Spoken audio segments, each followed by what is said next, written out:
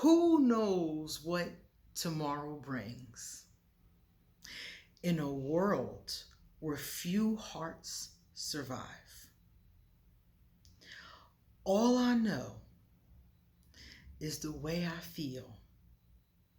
When it's real, I keep it alive. The road is long, and there are mountains in our way, but we climb one step every day. Those words come from Joe Cocker. The song is called Up Where We Belong. And some of my older subscribers, you might have heard it many times. And my younger subscribers, if you want to listen to it, it's a very inspirational song and it's here on YouTube. It's all about changing your life by taking one step every day.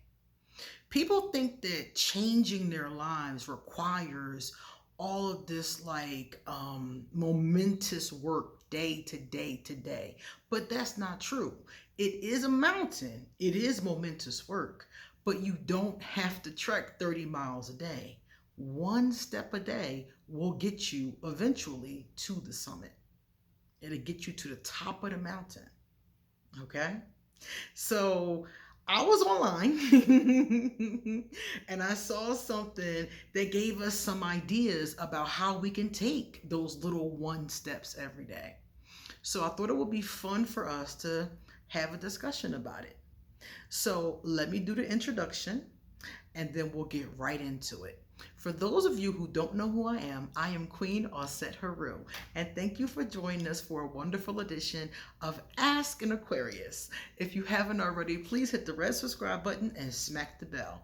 Also, if you like this video, please give it a thumbs up and pass it to everybody that might like it too, okay?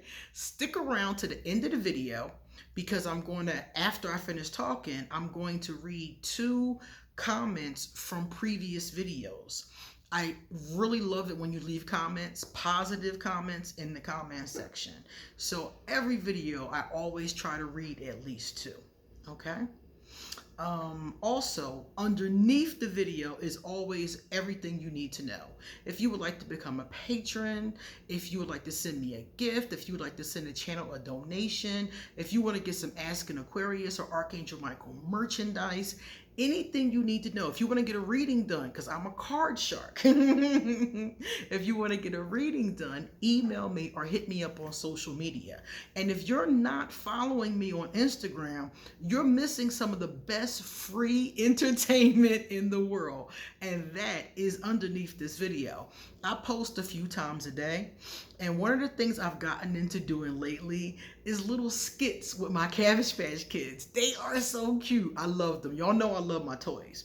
And I have some new ones, quite a few new ones. And I do little skits with them, like little cartoons. It's so cute. So follow me on Instagram if you want some more, wholesome, sometimes wholesome, but always fun entertainment, okay? All right, guys, let's take a look at the list. So, all of you who've been around know that Sarah Kuborik is my girl. I love her. She doesn't know me and I don't know her, but I love her work. She's on Instagram, and on Instagram, you can find her at millennial.therapist. I really love the things that she says. I mean, it's a lot of therapists on Instagram, but I love her stuff. So she said that she has this list. I'm going to tell you the list. It's called My Life Changed When. And I'm going to read you these little things you can do if you want to change something in your own life. So number 1, Sarah said she took responsibility for my healing. Now this, I feel like, is great to be number 1 because I feel like it's the most important one. If you're in a space of trauma, of any kind, mental, mental, spiritual kind of trauma, even physical trauma, the most important thing about getting better is to take responsibility for your own healing. A lot of people don't do this. They just ignore it, especially if it's not physical. If somebody has like an emotional wound or something, people are very quick to just ignore it, or to hope or pray that maybe somebody will come along and help them fix it. And the thing that I did with this, I realized that was not a good idea. 20 something years ago, I realized this might not work well, and it's up to me to fix this. I saw a quote that I love. I see it all the time. And it says, "Your wounds are probably not your fault, but it is your responsibility to heal them." Nobody can heal your wounds for you. Even if you're seeing a therapist or a healer or whatever the case is, you're the one that has to take accountability and responsibility for the work. So if you can do that, that one act is a mental thing. That one act of saying, I'm taking responsibility for this healing and I'm going to find a way to heal myself. What do I need to do? I don't know. I'm going to Google it. I'm going to ask people. I'm going to read books. I am taking responsibility and I'm going to do this. That's number one. And that's a small thing because remember I said it's mental, but it's a big thing because a lot of people never get this part and that's why they never heal. Number two, replaced judgment with curiosity. So a lot of times we judge ourselves. First and foremost, we judge ourselves extremely harshly. We have shame. We have guilt, those kind of things. And we hold those things against ourselves. And then we judge other people based on that criteria. So it's like this constant judgment and nobody measures up. So Sarah replaced judgment with curiosity. Instead of judging people or judging herself, just being curious about what is going on, the reasons why, and maybe even how things can change if they need to. But a curiosity versus a shame. If you watch Game of Thrones, like that constant shame being thrown on you. Instead of that shame, just curiosity. Number three, stopped making myself small for others. Some people around you are uncomfortable with the magnitude of your power, straight up. They're uncomfortable with the magnitude of your ability to manifest whatever or create whatever it is you want to create in your life. And sometimes, especially if they're really close to you, some people will make themselves smaller. Well, let me not do this. Let me not get that. Let me not be that. Let me not create that because this person, my mom, my sister, my this, my that, my husband, my wife might feel some type of way. I'm not going to say you can't because you can. You shouldn't make yourself small so other people will be comfortable. Do you, and they need to get comfortable, or they need to question whether they want to be in your life. But you can't be small and you can't not live up to your happiness and your best life and your potential because other people might be uncomfortable with it. If they care about you, they should not only be comfortable, they should be encouraging it, helping it, appreciating it. That's a person who probably doesn't have your best interest at heart. Understood that it's not always about me. It took me a long time to get this one. It took me a long time to get this one. But now when I'm dealing with people, when I come into situations with people, it's like, it's not always about you. Sometimes the other person's feelings, like in a relationship with your family member or your child, sometimes their feelings do take precedence. You have to kind of gauge it. Sometimes it's you, sometimes it's them, sometimes you have to compromise. It's kind of both of you.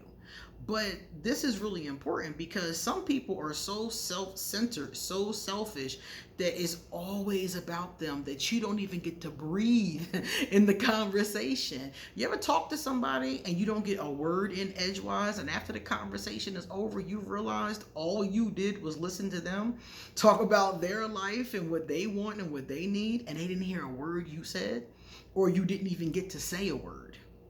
That's this kind of situation.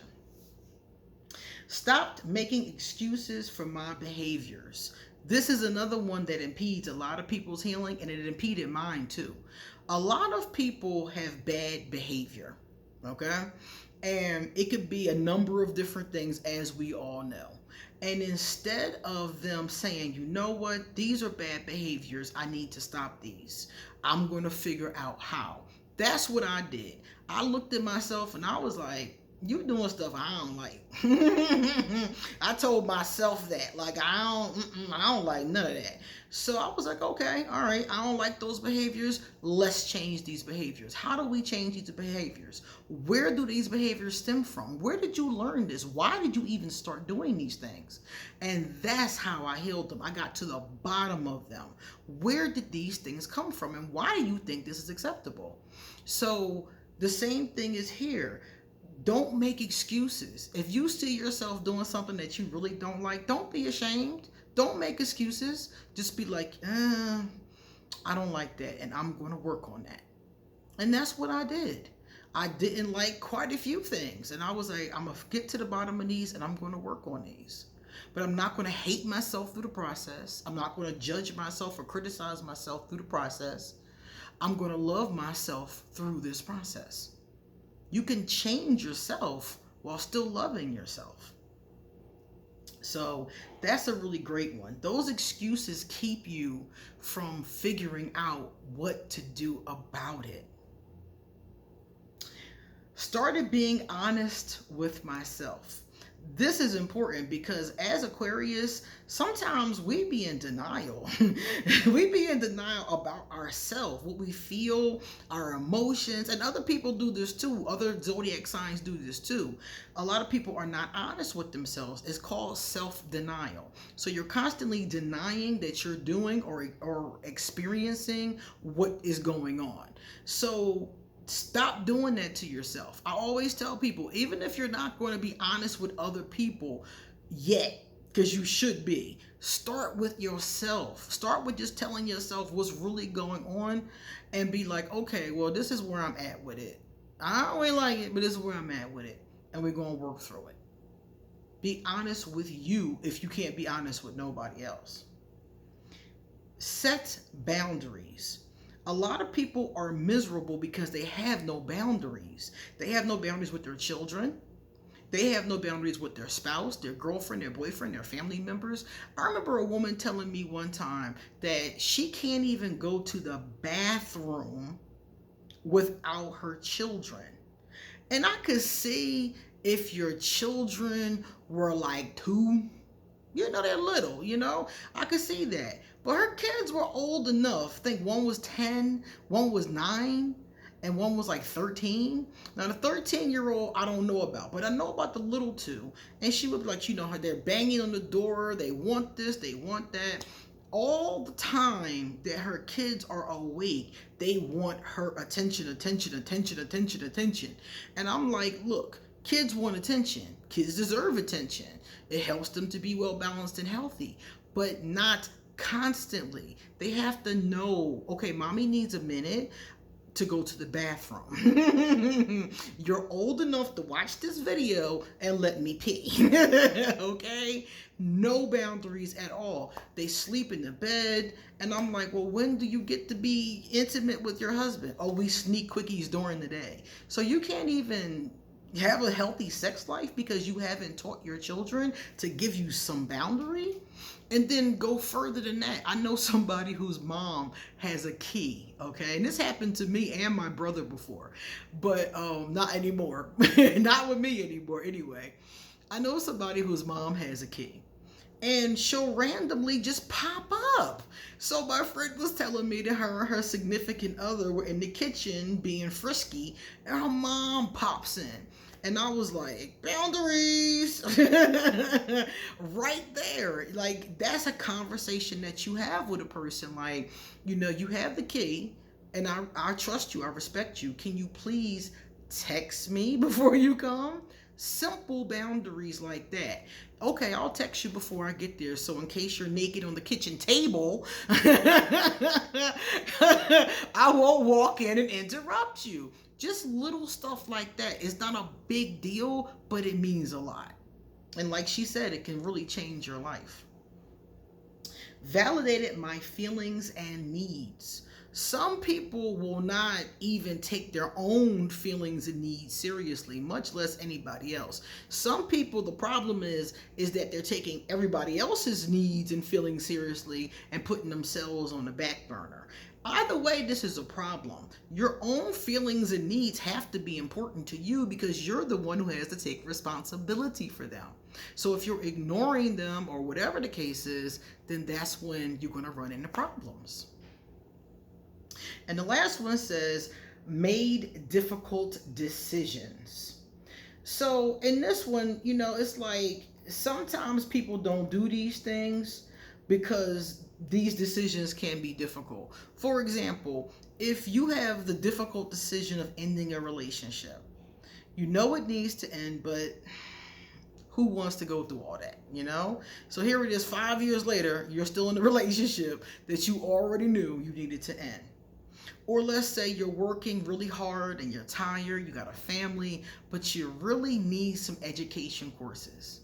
They would help you further your career.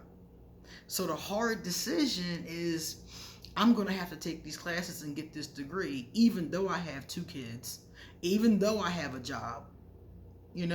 These are those hard decisions that people put off. But if you just say, you know what, I'm going to make these decisions and grab it by the reins, your life can get a lot easier in the long run. Now, in the last example, going to school, working, taking care of your kids, it might be difficult at first, but it'll be worth it when you're finished. Some of the times you have to tell yourself, okay, there's going to be a light at the end of the tunnel. I just got to walk through the tunnel. Nobody wants to go through the dark. Everybody wants the light. But you got to go through the dark to get to the light. Okay? So those are the ones that Saybra gave us. Do you have any more small, positive, little therapeutic things that you can add to the comment section? Because I would love to see them. All right, now we're going to talk about some positive comments. I got one from Valley Coast Lawns. Valley Coast Lawns, hey, how are you? Welcome. Valley Coast Lawns said, as an Aquarius, this is for sure correct. Deep disrespect leads me to bail on any person, place, or thing.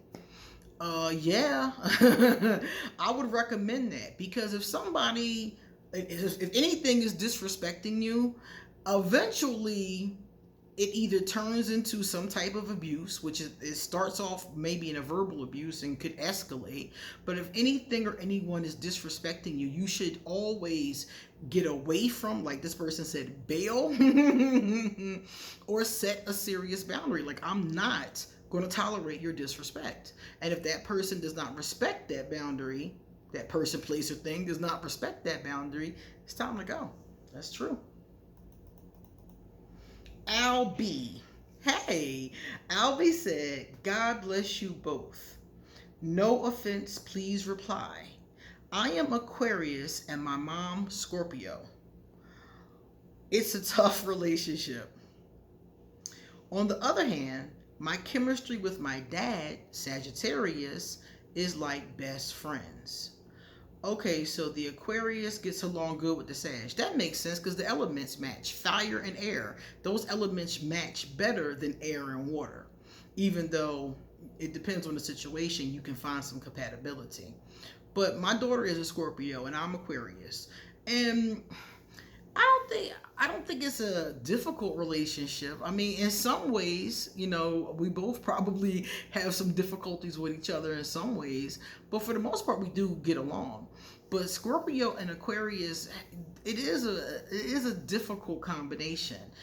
Scorpio has a lot of water, and I've talked about this before in the past, because Scorpio has a lot of water and Aquarius doesn't do the best with water all the time. Water is emotion, and we don't always do the best with it. So that moodiness that can come from Scorpio, that over obsessive energy that can come from Scorpio, Aquarius doesn't always do too well with, and we don't always do well with being compassionate about the fact that we're not doing well with it. So I think that this combination is a very possible, you know, like you and your mom potentially over the years could work things out, but you're just going to have to see what you do to each other that rubs each other wrong and try not to do that. And I think this is true of almost every relationship, but you're going to have that water-air dynamic. So if the air sign can be a little more compassionate, a little bit more understanding, you know, a little bit more nurturing, a little bit more kind, I think that'd be good. And if the water sign can be a little less, you know, obsessive, a little less, you know, draw that water back a little bit, draw that emotion back a little bit, I think it'd be a much easier situation. Okay? All right, guys, that was the last one. So thank you for being here, and come back soon because I got so much more to say. See you later.